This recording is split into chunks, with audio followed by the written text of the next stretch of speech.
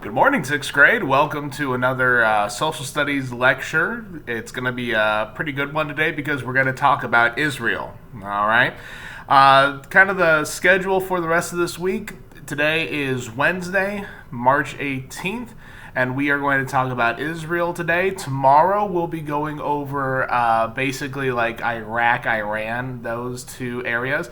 And then we'll finish out the week and talk about Egypt and some of the more North African stuff. Okay?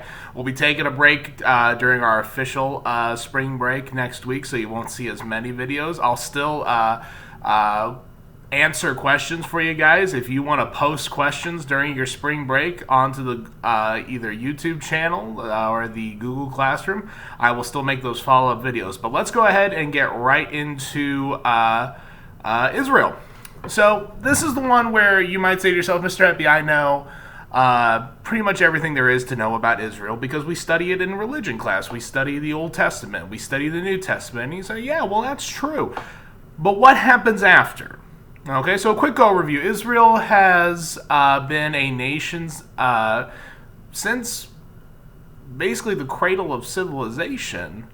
And we talk about the Canaanite people that lived where modern-day Israel is now. If you need to get a map out while you're listening to this, go ahead. As you look along the Jordan River in Israel, you had people living there for a long time.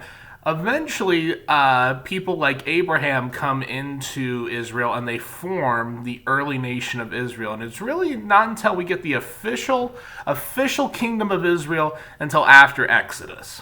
The Israelites come out of Egypt after 40 years wandering around in the desert around Sinai and eventually form the kingdom of Israel. And that lasts for a very short time period because they eventually divide into two kingdoms, which is the kingdom of Israel and the kingdom of Judah.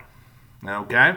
Kingdom of Israel, which is the northern 10 tribes, are eventually conquered by the Assyrian Empire. They're sold into slavery and exiled away from Israel. They become known as the Lost 10 Tribes of Israel. Now, there's a couple different reasons, like why they basically just didn't follow God's commandments. The southern kingdom is where we talk about with modern-day Israel history, because the southern kingdom was known as the kingdom of Judah. They were eventually conquered by the Babylonians, and then for 70 years, they are exiled over into Babylon.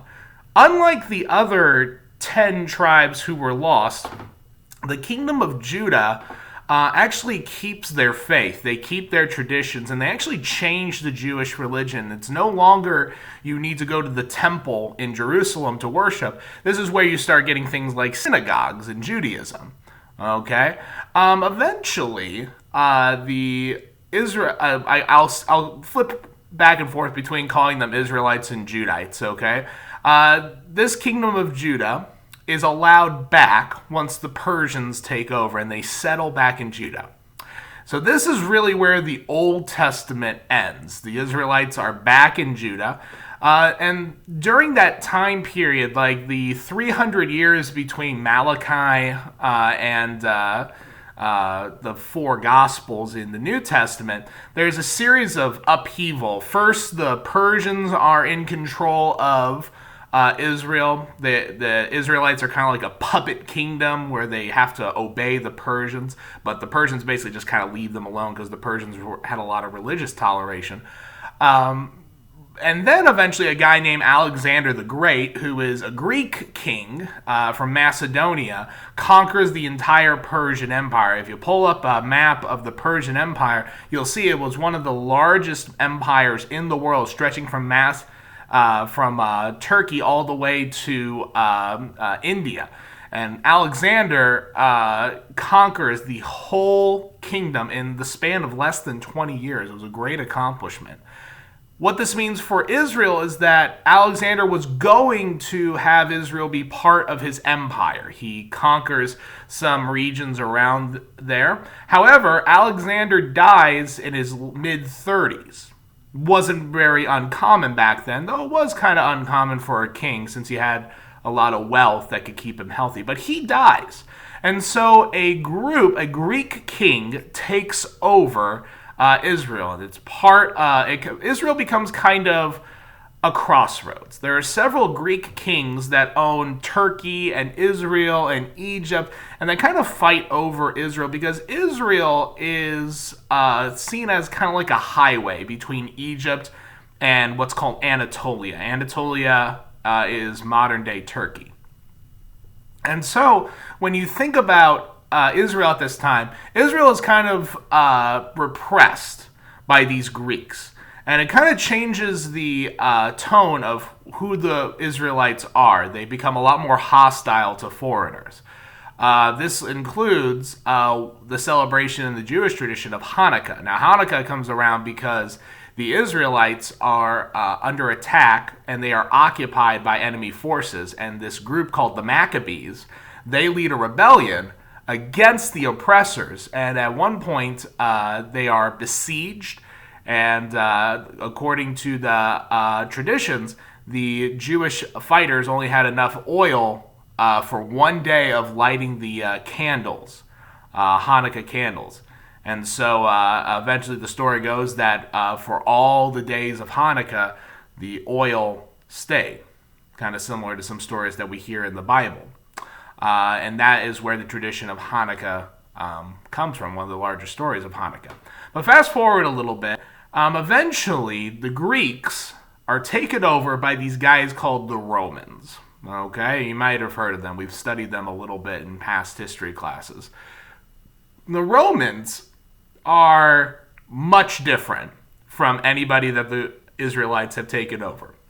What the Romans were doing is that they would go around, conquer the area, but if they didn't have to, they wouldn't.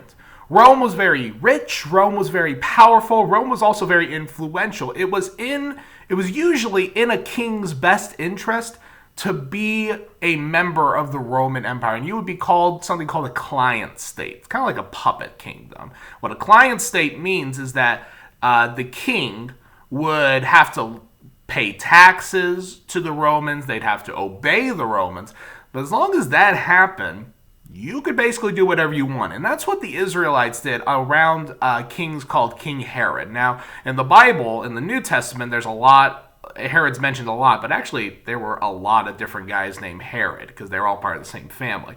So Israel is divided and becomes known as Judea. Okay, a little bit different than Judah. That's kind of the Latin translation of Judah. It becomes Judea. And this is where Jesus enters the picture. The Israelites have had constant rebellions. Okay, constant rebellions, including a rebellion in a place called Sepphoris. The problem is that the Romans, anytime a rebellion happens, the Romans repress it very quickly because they don't mess around. They want to get rid of any challenge to the Roman Empire. Eventually, Jesus is crucified because, number one, he's made all the Jewish teachers really angry, but also another motivation, which kind of goes into Israelite history, is that the Jewish leaders knew that if they were able to convince the Romans that Jesus was a political rebel, if he was going to lead a rebellion against the Romans, then people like Pontius Pilate, who was the governor at the time, would get rid of Jesus because he posed a huge threat. So Jesus is crucified, resurrected, and ascends to heaven. And for another 20, 30 years, there's a simmering tension between the Israelites and the Romans, and this explodes into a huge Jewish rebellion. Unfortunately for the Israelites, they have no chance against the Romans. The Romans come in and conquer every city until they finally get back to two places. A place called Masada and a place called Jerusalem. We've all heard of Jerusalem before. Jerusalem is conquered, and eventually it's the temple that Herod had built is burned to the ground. The temple is never rebuilt, and so it's still called the Temple Mount, but it is never rebuilt. A fortress out in the middle of the desert called Masada is the last place that the Israelites hold out, and the Romans fight them for months and months in a months-long siege until eventually the Romans conquer Masada. And so the Israelite rebellion is over.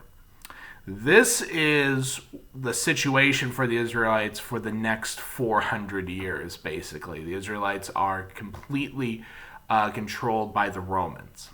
No big rebellions. They are kind of the front line against the Romans and the Safavids, which is a Persian empire that's out in the east. But other than that, it's a relatively peaceful time for the Israelites there. Christianity spreads throughout, and Jerusalem becomes one of the centers of Christianity. This becomes important when you study Islam and its effect on the Christian world. Eventually, we're talking 700 years later. 700 years. This is what happens when you study these ancient countries. You have to jump a lot. Okay?